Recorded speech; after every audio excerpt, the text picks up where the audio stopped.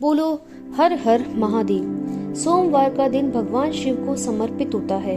आज के दिन भक्त भोलेनाथ को प्रसन्न करने के लिए विशेष पूजा अर्चना करते हैं। नारद पुराण में सोमवार व्रत का उल्लेख मिलता है। सोमवार व्रत 3 तरह के होते हैं, परंतु इन सभी व्रतों में पूजन विधि एक समान रहती है। बाबा भोलेनाथ के आशीर्वाद के लिए आप भी सोमवार का व्रत कर रहे हैं तो इस शिव व्रत कथा को पढ़कर या सुनकर इस उपवास को पूरा करें। इनमें प्रति सोमवार व्रत, सौम्य प्रदोष व्रत और 16 सोमवार व्रत शामिल हैं। शिव कथा। एक समय की बात है, किसी नगर में एक साहूकार रहता था। उसके घर में पैसों की कोई कमी नहीं थी, लेकिन उनकी कोई संतान नहीं थी, जिससे वह दंपति बहुत दुखी रहते थे। पुत्र प्राप्ति के लिए साहूकार प्रत्येक सोमवार व्रत रखता था और पूरी श्रद्धा के साथ शिव मंदिर जाकर भगवान शिव जी और पार्वती जी की पूजा करता था। उनकी भक्ति देखकर एक दिन माता पार्वती प्रसन्न हुई और उन्होंने भगवान शिव से उस साहूकार की इच्छा पूरी करने का अनुरोध किया। पार्वती की इच्छा सुनकर भगवान शिव ने कहा, हे पार्वती, तुम इस दुनिया में हर प्राणी को उसके कर्मों का फल मिलता है। उसके भाग्य में जो कुछ भी है उसे भुगतना ही पड़ता है। लेकिन पार्वती जी ने साहूकार की भक्ति का सम्मान करने के लिए उसकी इच्छाओं को पूरा करने की इच्छा व्यक्त की। शिव जी ने माता पार्वती के आग्रह पर साहूकार को पुत्र प्राप्ति का वरदान तो दिया, साथ ही यह भी कहा कि उस बालक की आयु केवल 12 वर्ष की होगी। साहूकार माता पार्वती और भगवान शिव की बातचीत सुन रहा था। उसने भगवान की इस बात से न तो खुशी हुई और न ही दुख। वह पहले की भांति शिव जी की पूजा करता रहा। और कुछ समय बाद साहूकार के एक पुत्र का जन्म हुआ। जब बालक 11 वर्ष का हुआ तो उसे पढ़ने के लिए काशी भेज दिया गया।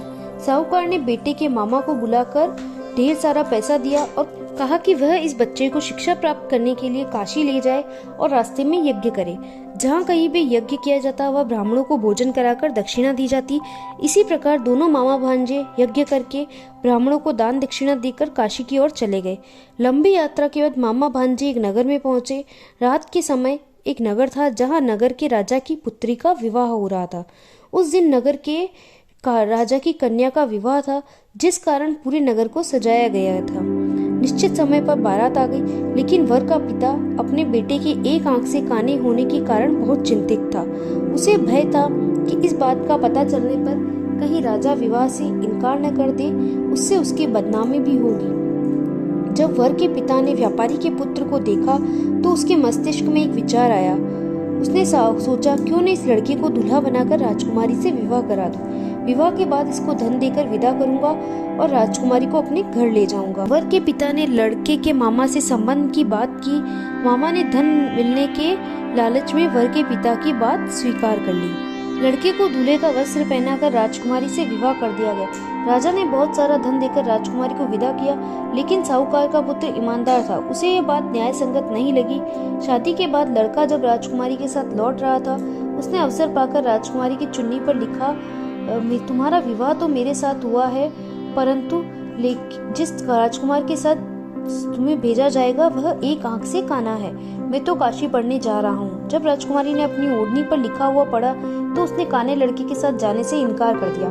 राजा को यह जब बातें सब पता चली तो उसने राजकुमारी को महल में ही रख लिया। उधर लड़का अपने मामा के साथ काशी पहुंच गया और गुरुकुल में पढ़ना शुरू किया। जब उसकी आयु 12 वर्ष की हुई तो उसे यज्ञ किया। यज्ञ की समाप्ति पर ब्राह्मणों को भोजन कराया, खूब अन्न वस्त्र दान किए।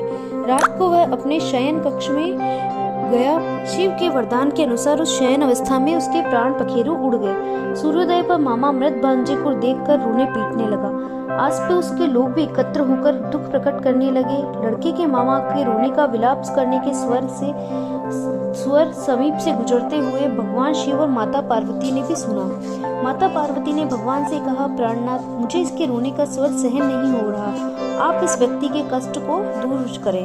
भगवान शिव ने माता पार्वती के साथ अदृश्य रूप में समीप जाकर देखा तो भोलेनाथ माता पार्वती से बोले, यह तो उसी साहूकार का पुत्र है जिसे 12 वर्ष की आयु का वरदान दिया था।